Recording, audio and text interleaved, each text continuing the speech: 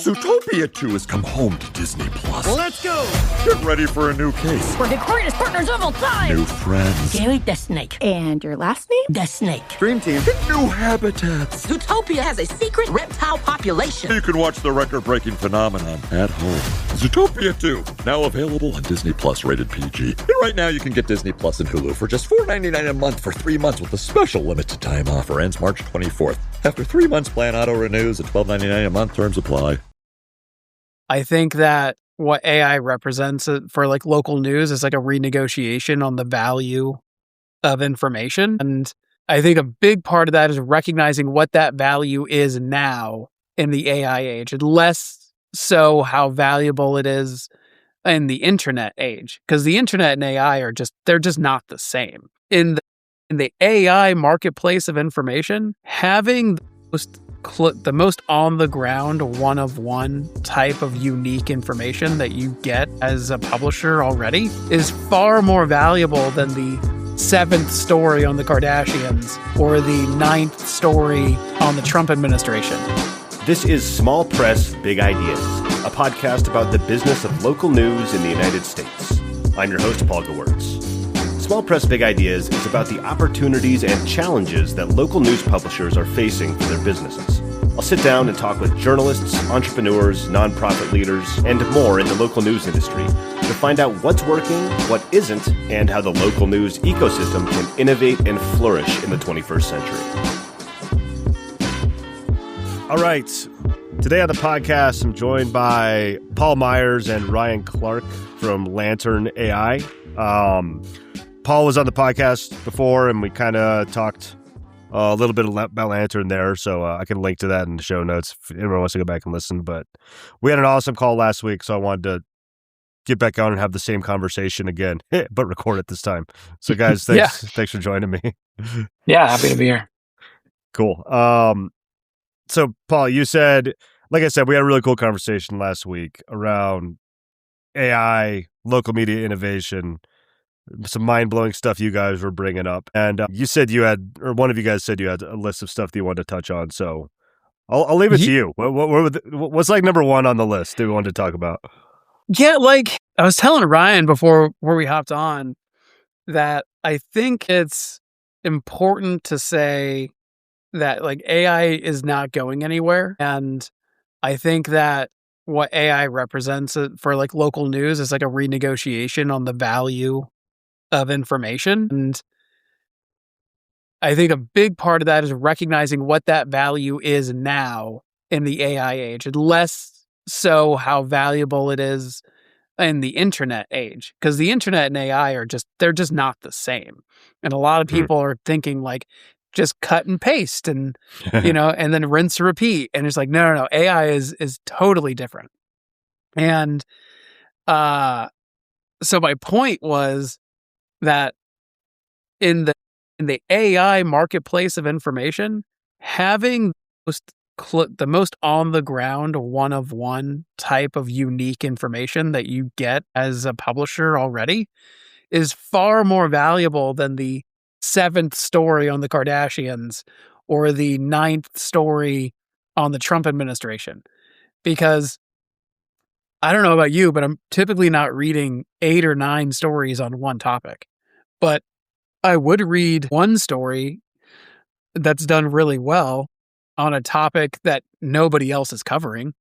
And that's really important to me, depending on when I need it and how I want it. And so I think if there's one thing I want to tell publishers, it's that your information, particularly in the AI age, is far more valuable than it is in the internet age. Because the internet is about reach and how many people see your stuff. Because you're still selling ads against that content. Because the more information, the more people see your stuff, the greater reach there is, the more valuable those ads are. But the AI age doesn't really care about advertising. It cares about information. So if you have one-of-one information that nobody else has, then you have a pretty unique product that nobody else has. That's highly valuable depending on the context that you need this information in. And so the next step to that is centralize your information. It's, the incentive in the internet age has been publish everywhere all the time, hope that people see it, sell ads against it, and that's how you're going to create this machine that makes money for your newsroom. And what I'm saying is exactly the opposite. Centralize your information and then choose where you publish and why and to who. Because now that information is far more valuable just for the information itself, who you give it to is probably way more important than just making sure that everybody sees it. Right. Yeah. Didn't you say, Does that make Ryan, last sense? time? Does that make sense? Yeah, totally. Well, you reminded me on our last call because you said centralizing your information and like keeping it in there. And that seems kind of like I said, I'm still wrapping my head around this stuff. It seems kind of vague to me. Like, Ryan, you said last time, I think this phrase that stuck with me was like right now you're just kind of off-gassing data and or your information to all these different places. Is that what you said? Something like that? Yeah, Like, I think these organizations, all organizations, individuals sort of radiate information. And a lot of it, they actually sell to the platforms to help organize and make it useful for them. We all have relationships with service providers that are essentially taking information that we're off-gassing and presenting it back to us as something that's a little more useful. And I think that for publishers, especially small and medium-sized publishers, you're producing all this one-of-one information, and then you become sort of a hostage to fate. You just sort of cast this information in the world and hope that some magic algorithm or other third party will return some money back to you for it. And what AI is really representing is saying, hey, you don't have to do that last step. You can own that last step. And the idea that the story in your local community is going to go viral and change the trajectory of your business in a meaningful way, you can just disabuse yourself of that. Like, that's not really how this plays out. But what does play out is stop giving 3,000 people that visit your downtown regularly, stop giving the ad value away to Google or Meta when you can be the person that places that person into the coffee shop, into the restaurant. Now you can replace that relationship. Before, the tools seemed, and they were too complicated for a local small business to build or manage. They weren't going to do it. So you kind of had to play in these large ad market space. Now we actually look at it as we can build these tools and you are producing the one-of-one data. Why would we throw this data out into some ad market that you're going to get pennies on the dollar at best when the most successful ad product you might have 2,000 customers for it? But what does that look like for your local realtor market? What does that look like for your local lawn care, roofer, all these services that you can now be the center hub of connecting dots for people? And up to this point, when you look at it that way, you realize it's almost like a big trick that was played on all of us to say, like, why would I get to know my local lawn care service through Google? Shouldn't that be something I get word of mouth in town? And early on, I think Google had that, but I think all those systems got played out by bots and sort of more sophisticated third parties. What happened to Google was we lost our trust in it. And so, man, talk about an opportunity for local media to, we've been way ahead of you on that lost trust thing. We can get it back. We get it back first. And now we can demonstrate value for our local communities. And I think, in a way, the information environment heals itself.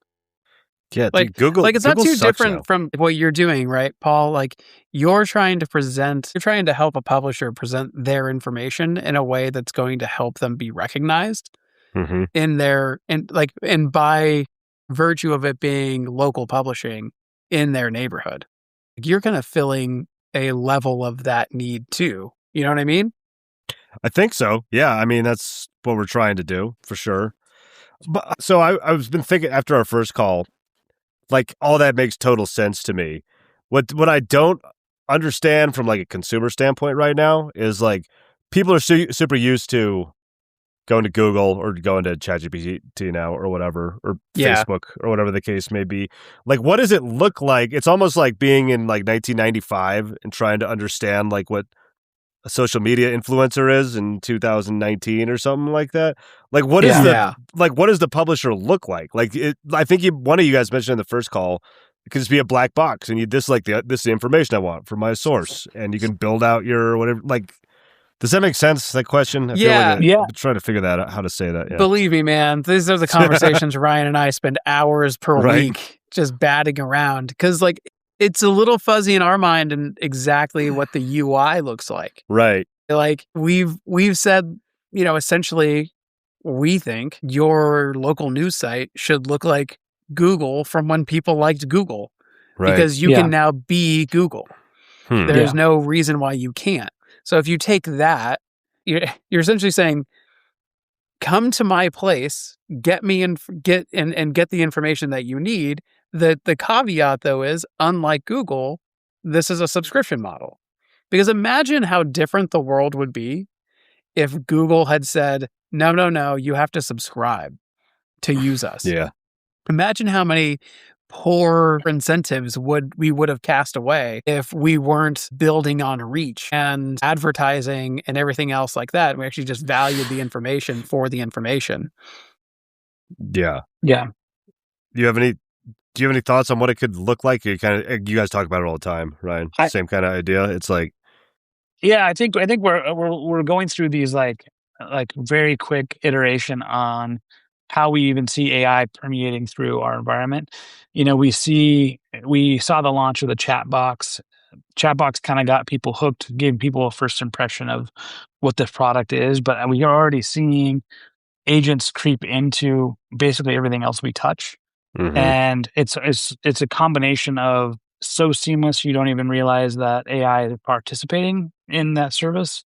There's going to be the smart fridge that's tracking the date of the last time you bought milk or whatever. All that stuff's going to be agentic AI stuff. But there's going to be more deliberate stuff like engaging with Claude, engaging with an app, or you've seen all these like OpenClaw, these like assistants that you're going to have. I think we're so early that we're going to look back on all this stuff and laugh. It'll be kind of mm-hmm. quaint, and also it'll be like such a weird little, gosh, that was like 2 weeks or something. That was a big thing. Yeah. I mean, so I think it's super early. I mean, you can make this look however it is that you want. I think it's just going to, and I think that'll just come naturally. And there's going to be a lot of people who make it look one way, and then it'll totally burn out. And then they'll reiterate something like that. However it looks and people's engagement with it is really secondary. I'm thinking of, at this stage where we're at with AI and publishing, is that if you can just centralize your information, and instead of having some of it in Google Docs and some of it on your email and some of it in Word, or some of it on a hard drive that you backed up 5 years ago, because like this is how most people store their information. They don't even know where it is for the most part. If you can put that all in a centralized place and put an AI over it and then ask it questions or pull up what it is that you need. Let's say, I need a small budget for what I spent on ink over the last 5 years. And it's just like, okay, well, we have all those invoices, so we'll just go ahead and like spin that up for you. Like it could be as simple as that. Or, hey, give me a common theme across all of our stories from last year. Like which ones really hit and which ones didn't, and like where was our focus? Or like give me a map of like the types of stories that we did in a year and like how much of it percentage-wise was city council versus school coverage or something like that. I think actually in that vein, if you think about like how Spotify or these other services will send you like your end of the year report, and it'll just be like, hey, this is your genre, this is your favorite artist. It'll give you like that sort of one pager infograph about you. I think we could do that type of stuff for our customers all the time, because we're going to have a high degree of local information that we can exploit that way and say, actually, let me ask this to generate some suggestions based on where we're getting most of our information. So it might actually help you direct future stories. There's a lot of ways this plays out, from the sort of like frivolous where generate a crossword every day from stories that we did last month to, like our own Wordle. I mean, I minus the copyright infringement, but like, these are the types of things where up to this point, the business of product production was daunting and it felt so much more deliberate and intense. Now you're in a place where you can actually play with your own information. You can run a program, you can run a game, you can run an experiment. And that's the thing. I think if I was going to impart this on any publisher, is if you can get your data in a way that the AI it's native to the AI. The idea of where this goes is really, it's green field. I say that's your imagination at that point. Yeah, the cost to experiment is as close to zero that's ever been. So how can, that's the part why it's hard to, like, what does it look like? I'm excited to find out. It's going to look like a laboratory to me. This episode is brought to you by Indeed. Stop waiting around for the perfect candidate. Instead, use Indeed sponsored jobs to find the right people with the right skills fast. It's a simple way to make sure your listing is the first candidates see. According to Indeed data, sponsored jobs have 4 times more applicants than non-sponsored jobs. So go build your dream team today with Indeed. Get a $75 sponsored job credit at Indeed.com/podcast. Terms and conditions apply. It's the age of the idea guy, which is great news for me. I feel like I'm nothing but ideas. I like the way you said, like how Spotify does the Wrapped or whatever it is, and gives you like your year in review. Just if that you could have all the information in your life, that'd be so cool. Right. Well, there's a piece I'll tack on to what Ryan's saying is everybody in the AI age moving forward is gonna have to centralize their data to some degree. It can't be all over Google's platform. It can't be all over some sort of. Now you can silo that data for sure. Like it doesn't all have to be intermingled. But imagine where the publisher can play that role of where a publisher plays a much stronger information role in their communities. Because what I really like to think about is every organization in a town has a centralized corpus of data that can interact with agents from other people's corpus of data. So let's take this hub and the wheel analogy like I did the last time I was on the show. Now, we'll say, let's take us for example. So I'm the publisher for Mineral King Publishing, and we're in a bunch of towns. And we have a bunch of information always coming in all the time through all the different beats of all the reporters that we have. And one of them is the crime beat, let's say. Well, the police department down the road also has a collection of data in a database that can, with AI agents, talk to my corpus of data. So the police department is getting a report saying like, oh, hey, the crime beat reporter was just walking downtown and talking with business owners about shattered windows or stolen items or whatever. And it's happening at such and such rate to such and such person to such and such business owner, so on and so forth. And then the police department now has that information where otherwise they would have had to go out and get it themselves. And you could do that with the fire department. You could do that with city planning. You can do that with individual businesses and other institutions in your town. Like that's what the future of AI has.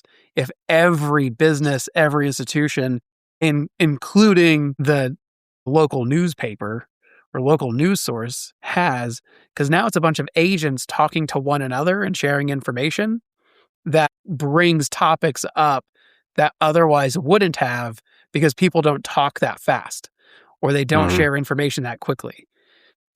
And so like that's where this could go. Yeah, it's crazy. So I talked to a lot of local media publishers and editors in chief and whatnot, and it's a range of like adoption. I always ask everybody like, what are your thoughts on AI? I know you listen, Paul. I'm sure you've heard me ask 100 times. And it's a range of like, yeah, I tried ChatGPT once. I didn't like it, to like very forward thinking. Like, you guys obviously run an AI company, so you're probably on one end of that spectrum. Yeah. But like, that's right. like you were saying, Ryan, like the ability to experiment and like try building things has never been easier or cheaper. Like I'm building, I guess you would call it a SaaS tool now that I've dreamt of for years, did not have the resources to pay somebody $30,000 to do for me. And now I'm just doing it. It's crazy. But like I've seen like what you can do now, and it's becoming more apparent to people. But like for like a local publisher, like say your size of Mineral King or something, who's already like, you know, up to their neck in just busy everyday busyness and stuff. Yeah. Because it still does take time. Like, I'm putting this whole tool together. It's a big project. Way less than it was, but still a big project. Like, where would you start when it comes to like, I don't know, owning your data, doing all this, and like, yeah. You know, so I would like start with Lantern AI if I were. Of course. Me. There you go. There's the alley. There's the alley for your oops. Thanks, Paul. Appreciate it. Yeah, the fundamentals are really not only centralizing your data, kind of looking at your data with a information like business perspective. And I know that may sound weird, but I don't think a lot of people realize that their business is such an information business. And what we've really focused on is how do we give people the tools to centralize that information in a way that it's as native to AI as possible, so they're not wasting time. You know, like AI speaks in the terms of tokens used, and if your data is in a bunch of old PDFs, and AI is better than like OCR, it'll go through and it will scrape it, but that takes time, takes compute, it takes costs. If your workflow will produce a data stream that's in this native format, you're going to be a little bit faster. You're going to be a little bit easier. I don't know necessarily what the large aggregators of information are going to weight as their favorite way to like scrape information and use it. But if it's anything like every other business cycle, they're going to go for what's the fastest to respond, what's the cheapest to aggregate. So getting there is a great starting point, because it not only does it enable you to like open the playground on stuff that you want to do. Because imagine if your information is in that sort of space, and then I'll go back to Wordle. Imagine a game catches fire, is viral. Your first move is, I'm going to sit down with my agent and say, let's do that with our data. Mm-hmm.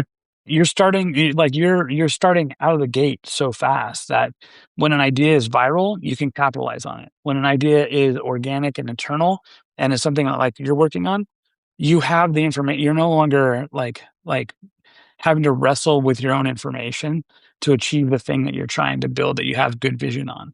So that's like the starting gate. And that's why I think what we've really focused on, a lot of times Paul and I will get into conversations that are about like, what does this look like? How is this going to look? And I mean, I'm an old school tech guy, and I look back at screenshots of companies I worked for in the late 90s, and they look like they were from the 60s to me. Right. I can only imagine what they look like. So I know that that's just kind of us iterating in that playground, and it's almost like it doesn't matter. But to the point where if Lantern will be terribly successful, if we can get businesses to the point where you're at, where you're like, you know what, I'm going to look at all of my SaaS bills and I'm going to go one by one and see if I can just turn that subscription off. Mm-hmm. Because my information's in order, and I might save hundreds of dollars a month easily by just having this do what I was paying somebody else to do. And if that stops full there, as you're going through right now, the process makes you realize, oh, wow, I only needed 20% of what that service provided. I'm going to take off, I'm going to build the part I need. And then the next step is once you have that in place, you might go, I'm going to roll that in to these other two things that I'm building. And now I've got a dashboard of dashboards. And that whole process just, I think, massively changes people's attitude towards what they're capable of, one, and two, like how empowering their own information can be. And that's just within the business, not even talking what you can do for your customers. And so I would say that's how important getting that information structured and centralized and ready to go is. Yeah. Very cool. Yeah. Otherwise, Google's just going to try to come down and force you into a funnel. That I know. It's like I want may not be good for you. It's like I want local publishers to listen to this conversation before like signing some licensing deal with OpenAI or something like that. You know what I mean? Yeah. Because that could be, I mean, they're not working with a lot of real small people yet, but like it's really appealing when you need revenue desperately. They're like, hey, well, but they're just going to use it for their purposes. And everything. A lot like Google did. I mean, like with Mineral King Publishing, we spend a lot of time thinking about what products we want to do and why. We don't have a ton of offerings in terms of product selection. And we have like our newsletter, we have our website, and we have our print products. So like the e-newsletter is great. It's probably one of our best producing, not monetarily, just in terms of popularity. Our websites are really just like, if you want to go see some more, you can go there. Right. And then like our print product is relatively popular for the age that we're in. But other than that, we kind of use social media to create a following that is the top of our funnel.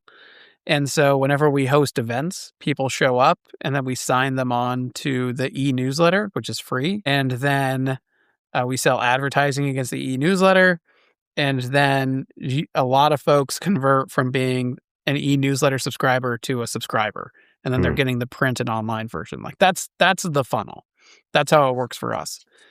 What I want Lantern to do for Mineral King Publishing is offer more utility using that information. And that utility being like, we talked about this last time and you bring it up on the podcast a couple of times since then in other episodes, where if you're starting a business, local news is your best friend. Like you want local news information because it'll tell you who was in that building before, what it was used before. It'll tell you the crime rate around there. Like if you're really good, if you're really plugged in, like it'll tell you a ton of things about the climate, about the audience that you're trying to serve, the clientele you're trying to serve, and I think that if you're a new business owner in a town, it's kind of nice to just be like, hey, give me the who, what, when, where, why of this business that I'm going towards, and capture that person, like help them start their business. And if you're adjudicated, at least in the state of California, they'll probably run their fictitious business name with you just for the fact that you helped them set up their business in that area. So like, you can be a good partner to new businesses as the local news. And we never talk about that in publishing. Yeah. Almost ever. Right. And that's where the value is, to become like a sustainable business and everything. Yeah. It's the area where Google and OpenAI are not competing with you. Right. They can't. They don't have boots on the ground. They don't know the people. Like these are the things where it's like you see the teeter-totter like completely invert. And now it's like, hey, we have all the advantages here. We just need to execute. And it's not easy work. It's the hard work of being local, but you're already being local. Like it's hard. It's really hard for other people to do it. So that's a big pivot, I think. And it really is. It's a big unlock on the potential. And I think AI, like I think we may have mentioned in the last conversation, that the anxiety around AI on job pressures and all kinds of things, it's a bigger collapsing of these technology moats than it is org charts. I look at what these publishing businesses are going to turn into is, you mean I get to hire more people to go collect more one-of-one data? You're just adding to my inventory of information. That's fantastic. I do not want to think about having to feed 50,000 people in ad tech that work for Google when that information moat collapses.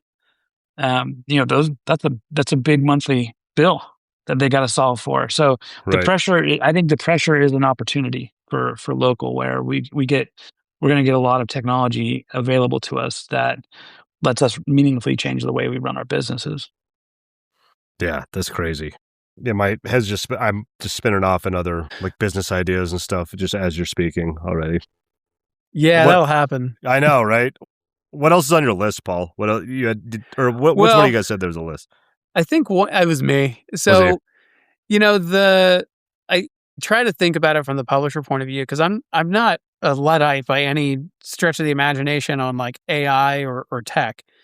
But if I didn't have Ryan to help guide me through all of this and help me out and spend Saturdays and Sundays with me on, this thing or that thing, I'd be pretty intimidated. Things would go pretty slow for me. And so like I think about all of this from the publisher's perspective because that's where that's my day job. And if there's one thing publishers need in the age of like AI is they need a guide to help them figure this out. Mm-hmm. Like, because I can tell you as a publisher, I've made all the mistakes. I've made all the mistakes that could have been made. I was just lucky enough to live through them and come out on the other side. Not every publisher can say that. A lot of publishers, end up going away because of the mistakes that they made, which sucks. I guess I was just very fortunate. But whenever it comes down to, like, we talk about centralizing data and like using an AI to query it and all this infrastructure and all these things, it sounds really expensive. It sounds really difficult to track. It sounds very future. Like I'm talking about underground agents talking with, fire departments and businesses and police departments. Like that's my idealistic brain. But if we're talking like, what do we do tomorrow? Well, you need somebody for that. Like you really do need a Ryan type, Mm-hmm. and you really need a Paul type to help say like, okay, it feels like you're moving in cement. I understand. I've been there. Here's the first step to moving towards your level of sustainability. And it goes just like this. Like that's what I think that this industry really needs for its long-term sustainability. AI is incredible. It can teach you how to fry an egg and even write a poem, pirate style. Yarr! But it knows nothing about your work. Slackbot is different. It doesn't just know the facts. It knows your schedule. It can turn a brainstorm into a brief. And it doesn't need to be taught. Because Slackbot isn't just another AI. It's AI that knows your work as well as you do. Visit slack.com/meet Slackbot to learn more. Springfest means more sun, more fun, and more free at Lowe's. Keep your yard in line with an additional free Ego 56-volt battery when you buy a select Ego mower, trimmer, or blower. Plus, keep landscaping fresh with Stay Green 1 cubic foot garden soil, 5 bags for $10. Our best lineup is here at Lowe's. Valid through 4/8 while supplies last. Selection varies by location. Soil offer excludes Alaska and Hawaii. Yeah, it's almost hard speaking on it at this point because, like you said, Ryan, I feel like the moment we're in right now, my super cool SaaS tool I'm building right now for my existing clients, I feel like that's going to age like my Angel Fire website when I was like in middle school with like repurposed jokes that I found somewhere else. That's what it's going to look like in probably a way less amount of time, probably in like 2 years or something like that. So it's really hard. And yeah, finding a partner to like take that next step with or whatever. Dude, that is such a good way to put it. Like, I think the thing about centralizing your data is that is a crucible that if somebody is going to be engaging in AI maybe it's a bubble. I highly doubt it, provided how much we've spent historically on other types of projects in this country, such as like railroads and interstates and those things. When you look at it as a portion of GDP, like AI is kind of in line. If there's one thing you're going to do, it's going to have to be to get the most out of your information. You have to centralize it, at least the majority of it, for what you can use it for. Nobody is going to do anything long-term AI without doing that. If you're an information company. Yeah. There's no way around that one. So like what we're talking about isn't going to age. This is step number 1 to the rest of sustainability. Yeah. It's a cliche, right? The like attack the problem like you're a startup, for the established, like there's that sort of thing. But what you're doing is a perfect example. You're building a tool that will satisfy clients and make your life easier and empower them to do more. That's a startup mindset.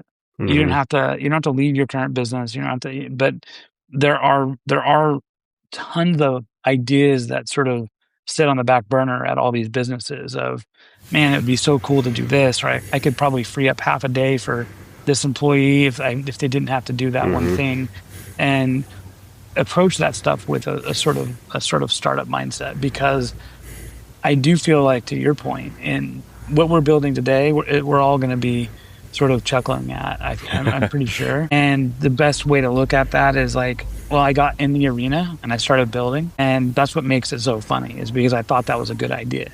But if you hold on to an idea and you never test it in the arena, you end up protecting it, and you don't find out it was not a great idea until it's way too late. So this to me is all about getting in the arena and building those things, because it doesn't have to be complicated. Like I said, it can be a very simple.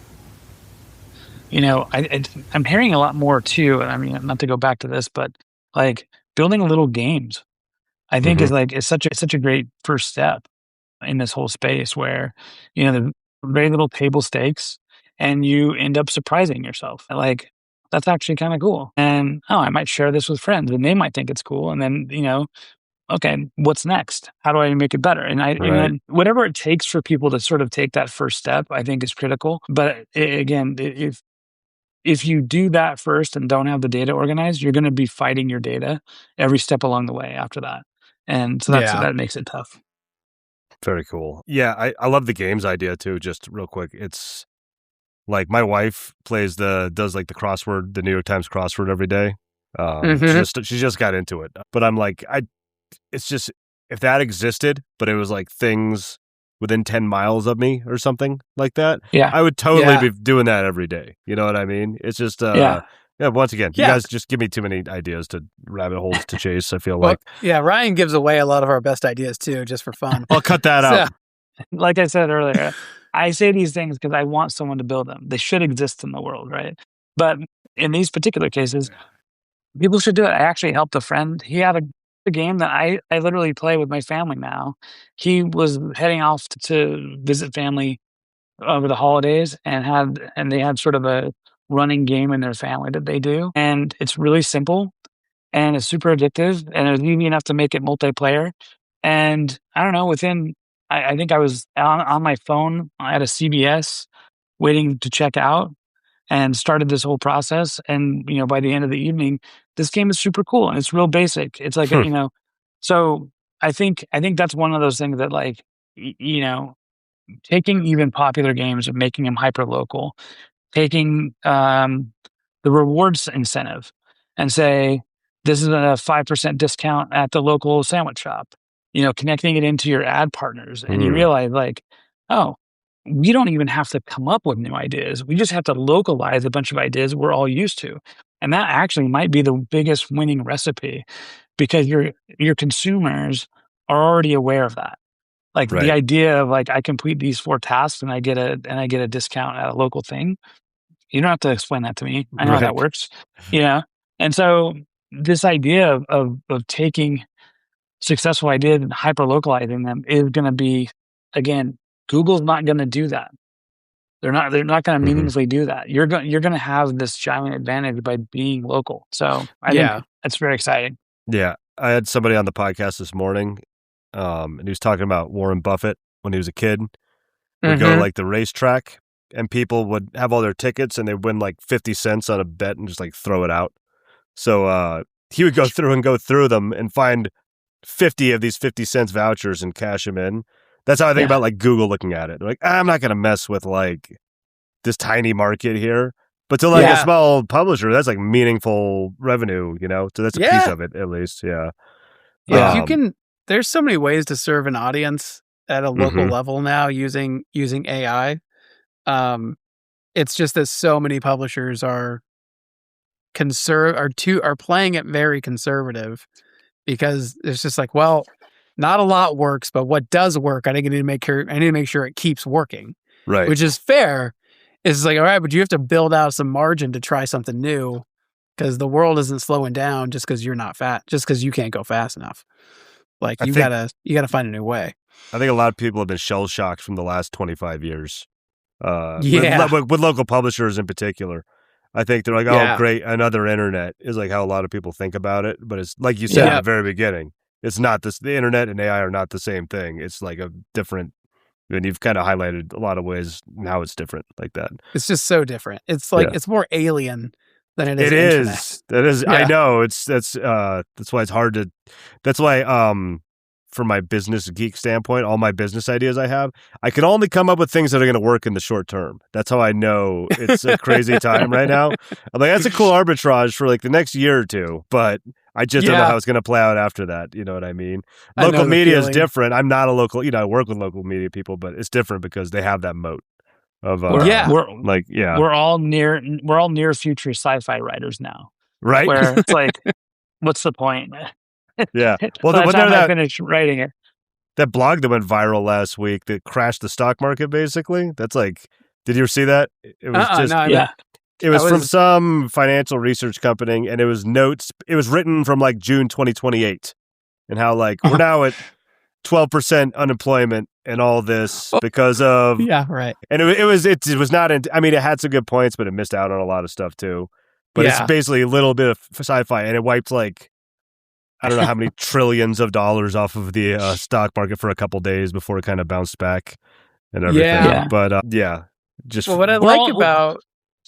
Sorry, let me slide this point in. Yeah. What I like about the Small Press Big Ideas podcast that you put together is I think one of the things that resonates with me most often is that people really enjoy their habits. Mm-hmm. And people who read local news or are like plugged into local news, they have a habit for it. They pick it up every Wednesday at this place. They go at every day at their email, if that's where it's at, so on and so forth.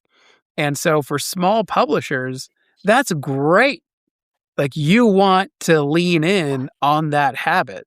You don't want to be everywhere. You want to be where your audience is and if you know where they are. And so now you can start building out from that, and why centralizing your data doesn't have to be like that's all on the back end. You don't have to show that to anybody. So you don't have to help your audience form a new strategy. But like on the back end, you can start getting yourself ready for what that new habit could be whenever you're ready. Mm-hmm. And yeah. Crazy. Mind blown emoji. Is there anything else we missed from your list you wanted to get to, Paul, or is this a good spot to wrap up? No, that was pretty much everything. I feel like this whole show has been your obligatory AI question. Yeah, I know. So I appreciate it. It feels like it's accelerating too. So yeah, maybe that's what I'll call this episode, the obligatory AI episode or something like.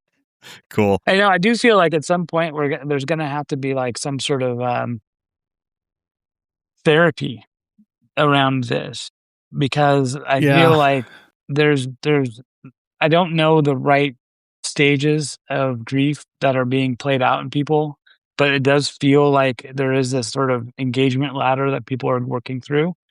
And one of the things that we started realizing is an important thing to highlight to businesses is there's a lot of reasons to be suspicious of the current businesses who are generating these frontier models. And I as someone who's been encouraging people to lean in to the AI space, I think I have to be clear that I don't think this cast of characters is the same cast that walks out the other side. It wasn't like that with the internet. There's a lot of the early big companies that are nowhere to be seen. They're footnotes in history. And we'll likely go through that because of all the financial engineering around how they're building out. But I think a really important part about recognizing that you may have strong feelings around that, but you already have secret cyborgs in your organization. There are people who are playing with these tools. And if you aren't able to provide leadership in this space, many of your worst fears are going to happen without your permission. Mm-hmm. If you're sitting here thinking like our information, the collective information that we are responsible for I'm nervous about these companies indexing it and getting it. Meanwhile, 2/3 of your employees are using these tools, and it's leaking out anyway. And so that's another thing that I think I'm not trying to like beat the fear drum. I'm just trying to be pragmatic about this and say, this is an area where you're going to have to demonstrate leadership to be on the other end of it as well. I think having concerns around privacy and data sovereignty is those are good things to be focused on. But if they're not paired with action, then they're not really doing very much. Right. Man, good stuff. Yeah, I like that secret cyborg stuff I think you guys told me about last week too. But, yeah. Ethan Mollick, Co-Intelligence. Fantastic book. Awesome. Yeah, highly recommend. What should I link to, guys? Like your socials and Lantern AI, of course. Anything else? I mean, our emails, if anybody wants to reach out to us, they can reach out to us directly. Ryan at lantern.ai and Paul at lantern.ai. I mean, like I really enjoy your show and everything that you do because I don't get a chance to talk to a lot of publishers from the swaths of the world that you do. So that's a key place for me to get insight on things like this. So it'd be great to talk to some publishers one-on-one in addition. Yeah. Cool. Yeah. And I'll reiterate that too. Like as someone who doesn't have a background in the industry, your podcast is a really great like introduction to the space as well as like introduction to the people in the space and kind of how they're thinking about stuff. So I do really value what you're doing. Cool. Thanks, man. The podcast is supposed to be getting good because more people have been flattering me lately about the podcast. I'm like, really? I feel like I haven't been doing anything different, but I'll take it, I guess. Thank you. Thank you very much. It's good. Cool. It's good. Awesome. Thanks. All right. Awesome. Thanks, guys. Have a good day. Thank you for listening to Small Press Big Ideas. You can subscribe on Apple Podcasts, Spotify, or wherever you listen to podcasts. If you'd like to help the show, the best thing you can do is to tell a friend or colleague and just take a few minutes to leave a rating and a review on whatever platform you're listening to right now. It only takes a minute out of your day, but it really does help the podcast grow and reach more ears. Check back for new episodes every Monday.